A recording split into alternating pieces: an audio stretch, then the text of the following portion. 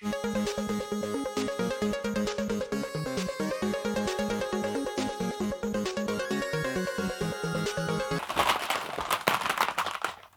a Nintendo Switch owner is a wonderful thing.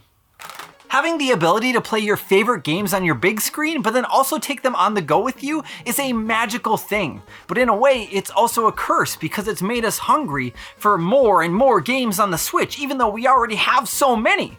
Put everything on Switch! I'm Zion from Nintendo Life, and today we're going to be sharing with you 18 games releasing on the Nintendo Switch in the month of September 2021. And remember, you asked for this. So did I, but you also did. Kicking off our list on the 1st of September is a cute-looking retro-inspired platformer called Ravva and the Cyclops Curse.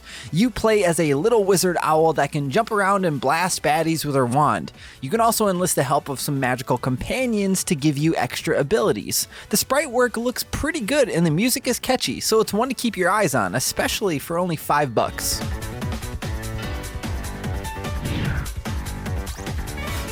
Then the day after, on the 2nd, comes Kitaria Fables, an action RPG mixed with the farming elements of Story of Seasons, where every character also happens to be an adorable animal, like this blacksmith bear. Oh. You can expect to roam around town to take on quests for villagers, build up your farm, and collect resources to craft new items. If you're looking for something to play with a friend as well, Kitaria also offers drop-in, drop-out co-op. Rune Factory 5 won't be out until next year, at least here in the West. So this could be a good one to tide you over until then if that's something you're looking forward to.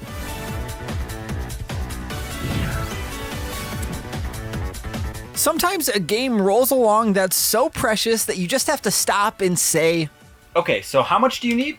Also launching on Switch on the 2nd of September is A Good Snowman is Hard to Build. This did release a few years back on iOS, but is getting another shot on Switch. The premise is simple. You play as a monster who's learned the wonderful ability of making snowmen, but it's not always as easy to make a good one as it looks. Levels simply involve pushing and pulling snowballs to make them bigger or larger, to then form the best snowman you can. But you'll have obstacles in the way that make it less easy. The mechanics remind me a bit of Mole Mania in a way, surprisingly enough, but in a more relaxed setting. This looks like the kind of game that you'd want to pull out with a blanket and a cup of hot cocoa next to a fireplace. But don't sit too close because you don't want your snowmen to melt. And then Lightspeed dashing onto Switch on the 7th is Sonic Colors Ultimate. Now I, for some reason or another, never played the original version back in the day on the Wii, but I always heard great things. The level design is supposed to be top-notch, and the devs managed to get Sonic's movement down just right. As far as the story goes, it goes kind of back to the basics. You've got Sonic, Tails, Eggman, some robots, and the new creatures known as Wisps, so no Shadow, Silver, and Amy to worry about. So if you're up for some classic Sonic action with a bit of 3D over-the-shoulder parts here and there, keep your eyes on this one if you can.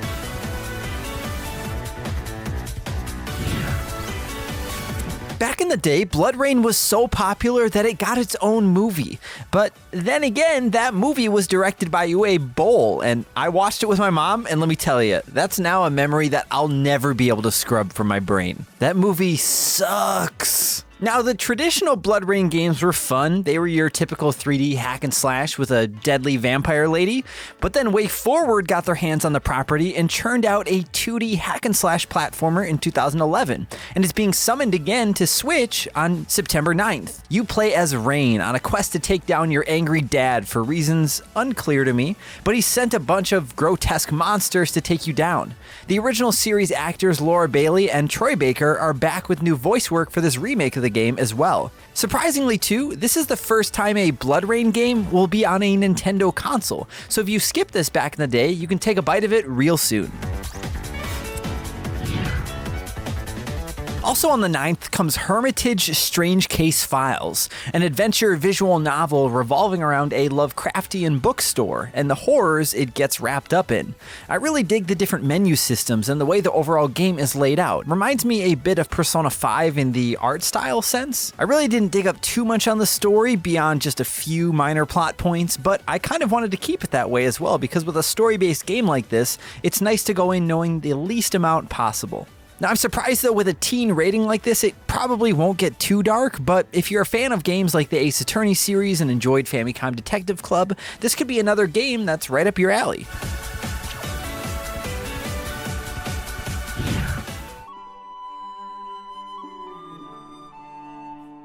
Slashing its way onto Switch on the 9th as well is a brand new hack and slash game called Ultra Age. The original reveal trailer looked extremely promising, but I gave the demo a shot on the eShop and I'm not entirely sure how to feel about it yet.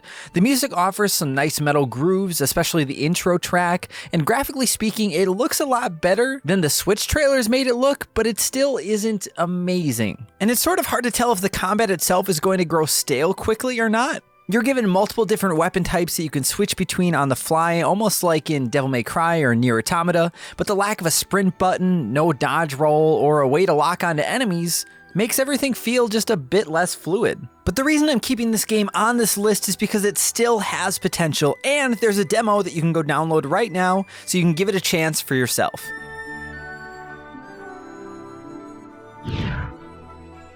I had my reserves about the new gameplay elements WarioWare Get It Together were implementing, but after trying the game out for myself, I can say firsthand that September 10th cannot come any sooner. This frantic minigame museum includes over 200 new bite-sized games to play, and the fact that each character has their own unique playstyle means that every minigame will feel different when trying it out with some new character. Nintendo is really pushing the co-op side of things with this new WarioWare as well, as it can be played fully with a friend, but you'll also do just fine on your own, which is how I played. It looks like there's going to be a fully robust online mode as well, so if you're looking to set some high scores, you'll have a nice way to show them off too. The WarioWare series includes some of our favorite party games, and Get It Together is shaping up to be one Switch owners won't want to go without. Then, pawing away at your Switch and attempting to push it off the ledge on the 15th comes Catlateral Damage Remeowstered. This is a remake of a fun little game I played on my PS4 many moons ago. The game puts you in the mittens of an upset cat, hell-bent on toppling over anything it can lay its claws on. You can run and jump around a room in first person, knocking books and DVDs off shelves, and it's genuinely pretty fun. This new version of the game comes with new activities, a facelift, and new cats. New cats!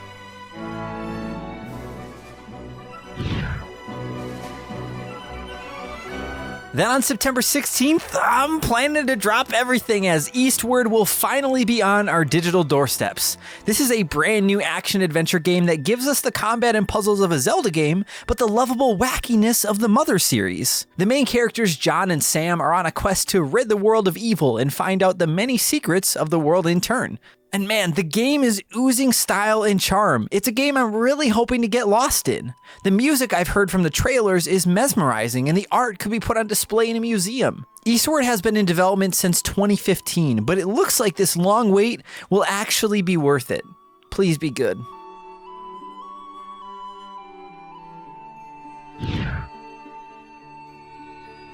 Following that, on the 17th, is the first game in the monster-catching clone series, Nexomon. If you've played Pokemon, you know exactly what to expect here, for the most part, I guess. But the best part is none of the monsters will be familiar to you. I played through a bit of the sequel, Nexomon Extinction, on Switch last year, and I had just a lot of fun catching new monsters and seeing how they'd evolve. So if you're looking for a Pokemon alternative, this might do nicely.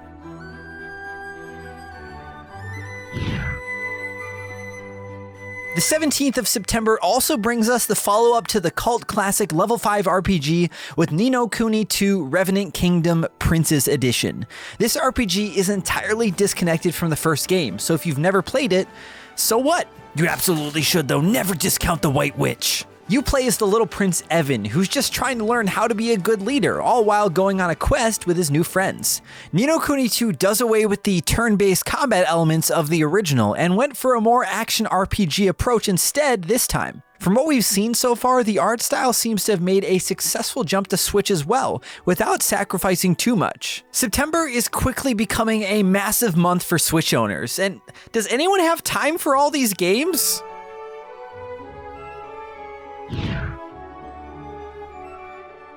Rounding out the 17th is the Dark Tales of Iron, an action platformer that follows the tragic tale of Reggie, the king of the rats.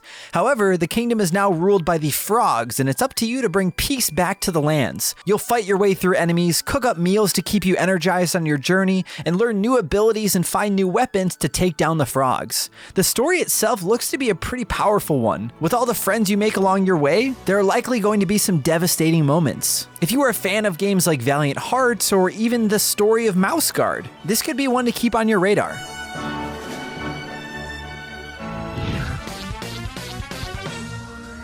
Then launching on the 23rd is Embr, a first-person physics-based game about putting out fires and making some sweet, sweet cash. Up to 4 players can band together online to save civilians from traps caused by collapsing buildings and raging fires, and will use whatever they can to get those people out. Trampolines, axes, parachutes, and water guns are all a part of your arsenal, but it's up to you to use them right to get the job done. I played this a few years ago at E3, and I'm so glad to see it coming to Switch. If there's couch co-op, I'm sure this one will get played a lot at our house.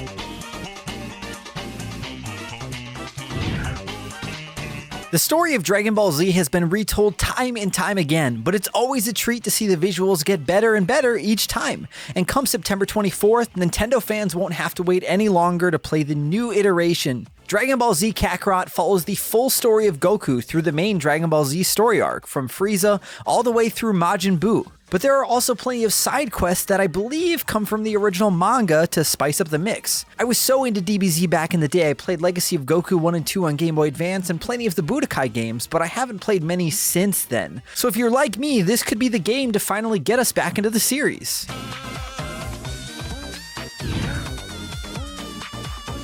Then on the 30th drops a brand new RPG from a new team of developers who previously worked on games like Nier Automata, Final Fantasy VII, and Final Fantasy Tactics. In this new turn-based RPG called Astria Ascending, you play as a group of demigods that are trying to change the fate of the world. The hand-drawn art style lends itself well to its more adult narrative, and the combat system looks fairly deep but not worryingly complex either. The Switch has been treated to a lot of solid RPGs as of late, and we're hoping Astria can stand tall next to the rest of them. We'll find out at the end of September. I swear, the 30th is dropping a slew of titles for such a niche audience, and Mary Skelter Finale is another one of them. This is a really cool but eerie dungeon crawler that started out on the PlayStation Vita. It's like if Madoka Magica and Shin Megami Tensei had a baby. If you've ever played the series, let us know in the comments down below. I'm super intrigued by it, but really wish the first game in the series was on Switch, so that way we could start there. The second is available, but hopefully the first makes it over at some point too. And then rounding out the list on the 30th is a series that hasn't got a lot of recognition, at least here in the West, and that's Melty Blood, with the new game Melty Blood Type Lumina. This 2D fighter is a spin-off of the Type Moon visual novel. This new version of Melty Blood boasts new graphics, battle animations, and new characters to play as. It sounds like this new game is actually a prequel to the others, but having never played any of the games in the series myself, I've heard the story seems fairly complex. Regardless, this still looks like a solid, fast-paced fighter for anyone just looking to pick up a controller and have a few fights. And there you have it, 18 games releasing on the Switch in the month of September. Feel free to let us know in the comments down below if there are any games in particular on this list that you're most looking forward to, or let us know if you think we should have included something on this list that we didn't. And as always, if you enjoyed this video and you want to see more content like this, then why don't you go ahead and release that subscribe button on the Nintendo Switch by giving it a good old click, and then ring that notification bell to be notified whenever we put up a new video. Thank you all so much for watching. I'm Xeon from Nintendo Life. Stay safe out there, and we will see you next time.